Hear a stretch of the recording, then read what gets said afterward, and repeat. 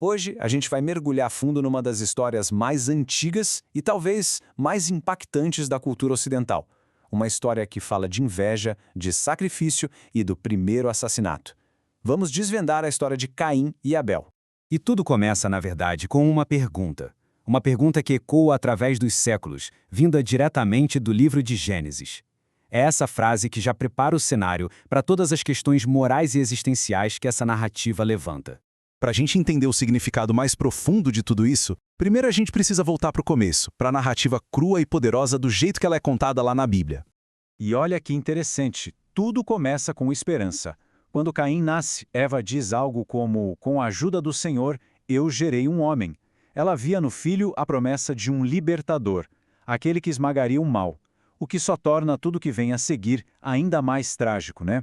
A partir daí, a história se desenrola numa progressão terrível. Tudo começa com duas ofertas a Deus. A de Abel é aceita, a de Caim não. Deus ainda tenta avisá-lo, mas a raiva, o ressentimento já tomaram conta. E isso culmina no primeiro assassinato da história da humanidade. A consequência, claro, é um confronto direto com Deus e uma maldição que o marcaria para sempre. Agora, vamos começar a cavar um pouco mais fundo. E se essa história não for só sobre uma briga de família? Alguns estudiosos enxergam aqui um símbolo de um conflito gigantesco no desenvolvimento da nossa civilização. Pensa bem, Caim é o agricultor, o cara que representa a agricultura, a vida assentada, a construção de cidades. Já Abel é o pastor, o símbolo da vida nômade, mais antiga.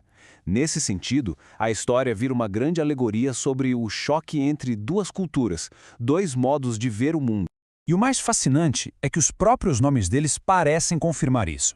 Caim vem de uma raiz que tem a ver com o forjar, com o trabalho dos artesãos. Já Abel significa algo como vapor, sopro, uma coisa passageira, bem como a vida de um pastor nômade. Juntando as peças, esse conto pode ser lido como um retrato simbólico de uma das maiores viradas da história humana, o avanço da agricultura na figura de Caim, tomando o lugar dos povos pastores, simbolizados por Abel. Ok, agora vamos sair da análise da sociedade e entrar na mente humana, porque essa história é também uma parábola incrível sobre a nossa psicologia e os perigos do ressentimento. A narrativa apresenta uma ideia que mudou tudo, o conceito de sacrifício. A noção de que você pode abrir mão de algo valioso agora, pensando num futuro melhor. O sucesso de Abel representa exatamente isso. E o fracasso de Caim é o que dá início a um colapso psicológico completo. É uma verdadeira espiral descendente. Caim faz um sacrifício de má vontade e o resultado é o fracasso. Mas em vez de olhar para si mesmo, ele se enche de amargura e culpa o mundo, culpa Deus. E o passo final, movido pelo puro despeito, é destruir aquilo que ele mais invejava, o seu ideal, o próprio irmão. As próprias palavras de Caim depois do crime mostram o tamanho do estrago. Quando ele destrói o ideal dele, ele fica sem nada. O castigo se torna insuportável não só pela punição de Deus, mas pelo vazio que ele mesmo criou dentro de si. Agora vamos para a última camada, talvez a mais profunda, que é a dimensão espiritual. O que essa história nos diz sobre a natureza da fé? O aviso de Deus a Caim é direto e muito claro. Não é uma condenação antecipada. É um chamado à responsabilidade. A escolha era dele. O pecado estava ali, batendo na porta, mas ele tinha o poder e o dever de dominá-lo. Mas ele escolheu o contrário. A responsabilidade por tudo o que aconteceu era inteiramente dele. Então a gente entende que a diferença crucial nunca foi o que eles ofereceram, se era um animal ou frutas. A questão era como. O Novo Testamento, em Hebreus, fala que a oferta de Abel foi um sacrifício excelente feito pela fé. Já a de Caim é vista como um ato de religião vazia, um ritual sem alma, que só gera orgulho e inveja. Certo. Então, por que essa história de milhares de anos atrás ainda mexe tanto com a gente hoje? Vamos juntar tudo que a gente descobriu.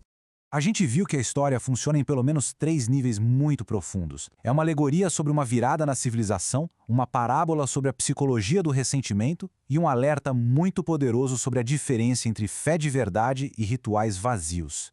Mas a história não acaba com a maldição, e é aqui que o Gênesis nos dá um último fato que é bem perturbador.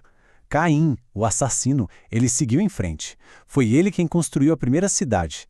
E a linhagem dele foi a que fundou a civilização como a gente conhece, com arte, música e tecnologia. Isso nos deixa com uma pergunta desconcertante, que talvez seja o verdadeiro legado dessa história. Se o progresso, a tecnologia, as cidades, se tudo isso foi fundado pelo primeiro assassino sobre um crime contra o nosso ideal, o que isso diz sobre a natureza da nossa própria civilização? Uma questão para a gente levar e pensar por muito tempo.